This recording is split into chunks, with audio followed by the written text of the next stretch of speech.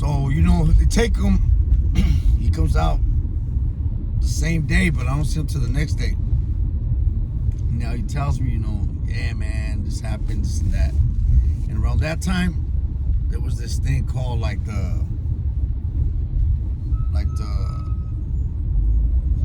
was a green light on taggers. So remember, me and him was a couple of us that we grew up together, right? Not grew up together, but just we knew each other from there in school.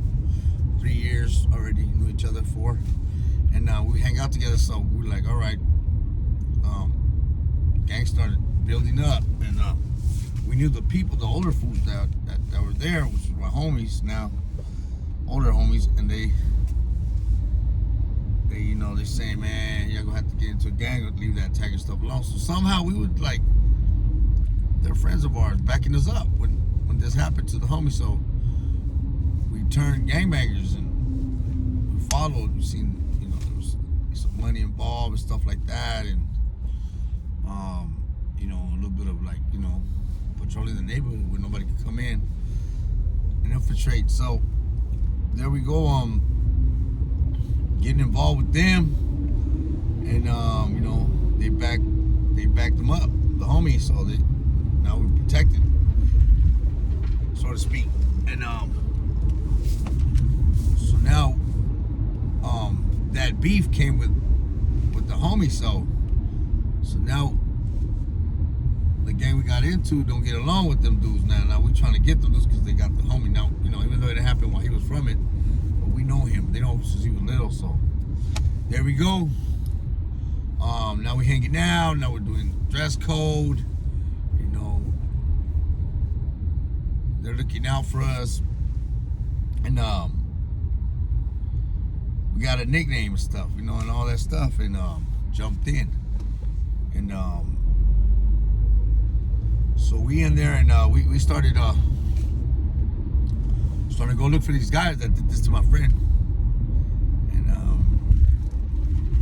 trying to do the same thing that they did to him and stuff like that. We're young, so now we're on it and pushing forward. One of those times we hang out outside late night, I'm 13, we're hanging out right there in our neighborhood, all-nighters. We wouldn't do drugs, none of that, just kind of drink 140 ounce, and then 4 of us, stuff like that. So, but we'll get us and we thought that was it. And that time we're hanging out in front of a house that we knew homies live right there, like some courts off of Normandy, close by. And this we seen some cars outside, where we're chilling. It's an empty little passway, a walkway from the street to the alley. So between, we're not bothering nobody, we just chill right there.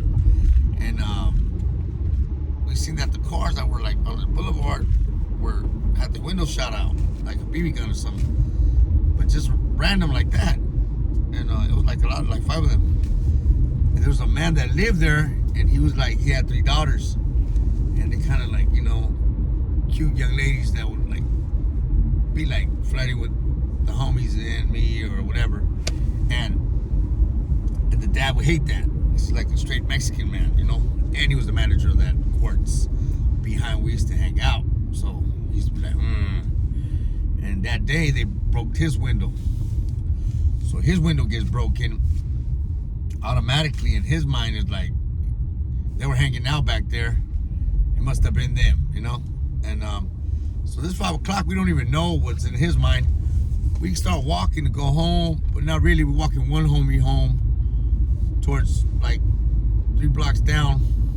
There's a school right there, an elementary in the corner. So we're walking around the elementary. We walk the homie. We're getting to his house to drop him off, and we live further back. So we're walking him, and he a van pulls up next to us, which was one of the vans that were parked in front. And that van had it was that man. And he put it on park. The homies, they broke. Like they thought it was like, started running. They thought it was enemies or something. And I froze. I'm not gonna lie, I froze. And because I really didn't feel like nobody's gonna kill us or nothing, even though we're already getting in the gang and everything. But the Mac jumped out with a 22 revolver, and he's just like, hey, stop there. And the homies don't stop, they run, so he shoot at them. Pow! So I really froze. He grabs me from my back of my shirt and he puts me in his van, like kidnap me. Boom, get in there with the gun pointing at me. And he telling me, don't move, I'll shoot you. And I'm like, oh, this man is crazy. And he takes me to his house. And he sends me in his living room, and his daughters are there, the ones that used to flirt with us. So they like, oh, Dad, what are you doing? Like, shut up, go call the cops. They call the cops. I'm sitting right there. He's telling me that he even hit me on my head, like he said, pistol with me. Not that hard, but he did though. And he's like, you broke my window, my fuckers, and all this stuff. So he mad. And the daughters, I'm like, hey man, open the door, let me run out. And she's like, nah, he'll kick my butt. All right, whatever. So there I go. They come and there's two cops, and they're like, come here, what you do, man? And you know, they untie me because he had me tied up. And they're like, what happened? I said, nothing. This guy said I broke the window. Nothing, you know. He shooting at my friends, like, not snitching, but like just saying like he's the one wrong. And they're like, nah, come on, we're gonna take you. What happened? We can't charge you with nothing. We're gonna do is gonna take you home. Where you live? And I'm like, all right, this is 7 in the morning or 6:30. So he drives me to my mom's, you know, single mama. So he takes me there. She don't know where I'm at, but she'd sleep. Poor lady, you know, she worked all night. So she's like, what happened, son? They knocked on the door. She opens, and they're like, oh, is this your son? Yes. And I'm just like, oh, sleepy and stuff, and you know, hanging out. And they're like, oh, he, you know, got into some trouble, but you know, we can't charge him. Just keep him in, you know, don't let him out. You know, boom. And she's like, all right, thank you, sir. And I walk in, sofa right there. I just lay out. Boom. I was like, all right, cover me. Poor moms. Oh, I love my mama. So she covers me in, and I barely like 10 minutes in when they knock on the door again. And I'm like, what? I open the door and they're like, step outside. You're under arrest. I said, what? For what?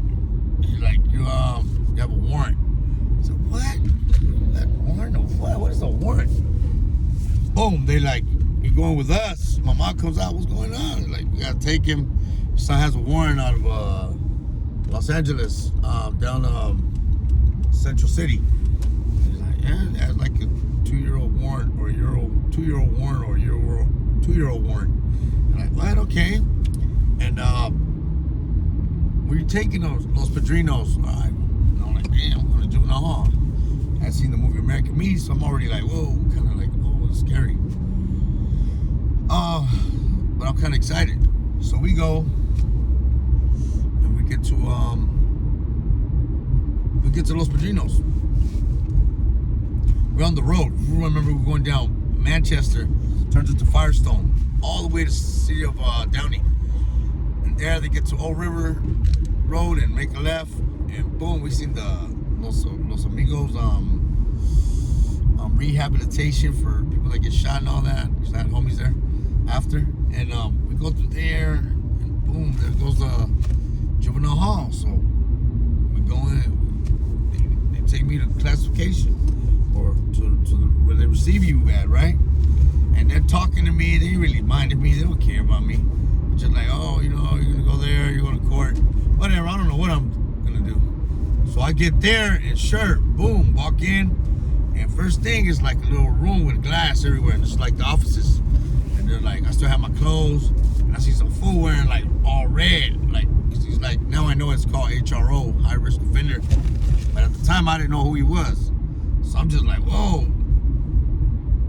And I'm like, remember the movie American Me? So I'm like, ain't nobody gonna take him out.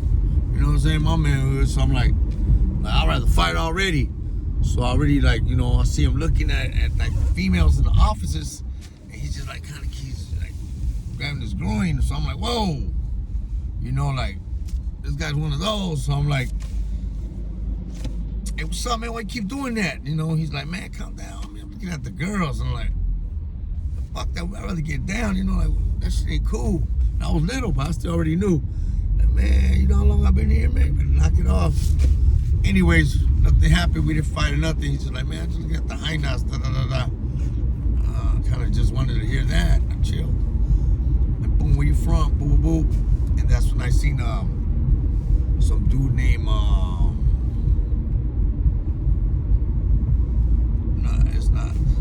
midget from Tortilla Flats, Compton Barrio, some dude that came out on Fox 11 News around that time. So, you know, that's kind of like he was kind of like a little legend in TV, so a little gangbanger. So, like, what's up, man? How you doing? He had the little tattoo on the Tortilla Flats right here.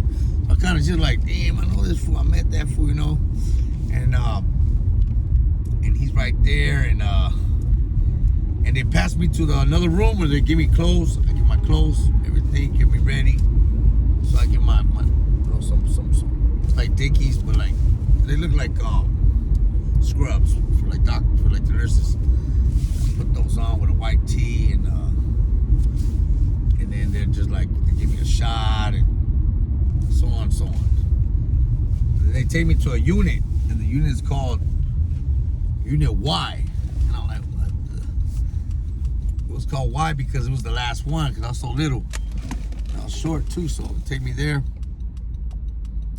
So now I'm in Unit Y and walk in, and yeah, it's like little kids, like little, like 9, 10. I'm like 12, 13, and they're like, yeah, so where you from and all this stuff, and people from Long Beach, from Compton, Norwalk, stuff like that. I'm just like, whatever. And banging the hood, and so I spent a month in there at that time. I went to court, first court, they let me release me so I could come to court from the outs. Now I'm fighting the case supposedly, and I fought that case for like a year from the outside. So one day they just dismissed it. Boom, cool. But now I feel like I'm hard, you know, like, cause I'm a gangbanger. I've been to juvie. I'm thinking that's cool. So now I'm outside, like, yeah, you know, my girlfriend, like, yeah, what's up, you know. So then from there, I get busted again after at a party. Like a year later, there's a party at one of my friends' house, and there used to be called quebradita parties, like, and that time, or the quebradita parties, that's going down. Like, there's like some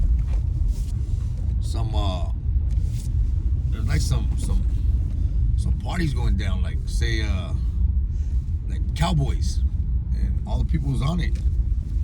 So I remembered the party's going. It's 11 o'clock Saturday. It's my homeboy's sister, his mom, and he was in Mexico, my homeboy Boo Boo. So therefore, I'm like, whatever. The party's cracking. They're selling beer, and, you know, a gang of teenagers and gangbangers too from that area. North of 54, some people knows who's around there. We're on this side of 54, so there we are. And they raided. Boom, 77th Division crash. Ultimately, like, being straight, like, ruthless with it, like, just like it was going down. Like, they didn't care. They'll come in there and beat people up. So while they're doing their thing, we're sitting there, and somebody threw a bottle from, like, behind me. Boom, it flew, and while they're raiding, I'm standing on the fence, and boom, they hit him in the head.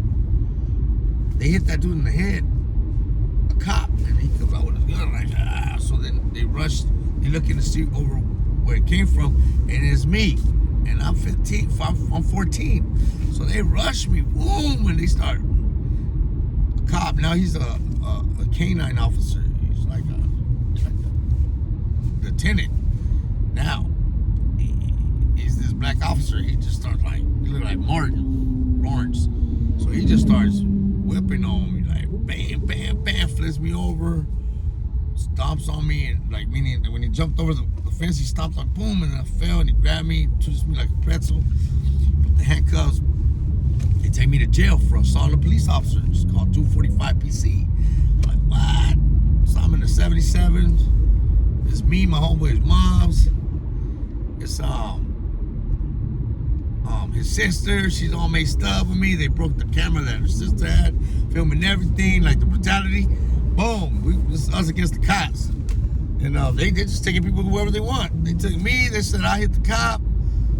Once again, the same thing happens. They tell me to come back the next 2 days. They release me to moms. They gonna take me. It was me and some dude named from Southside Players. I forgot his name. So now they take me. They released me again that same night. And they gave me they released me and to my mom, and my mom came, scooped me up. Damn, what are you doing? Blah blah blah. So I go back and and they take me home. And once again, I don't know nothing. So my mom either, poor ladies, and the detectives had told me to go back the next day. So moms don't know nothing about that. She don't take me the next day. So that turns into a warrant. So now it's like, now crashing will stop you every time, because now we're bald-headed, we gangstered out, 4 deep, walking down the hood, you know. We're always running from the cops, because sometimes we had knives, sometimes it was weapons, or whatever. We're all running drugs. Now we're running. I really want to do drugs, but still, we had something. We're slanging, we're doing dumb stuff. And we'll just run for the hell of it. And so the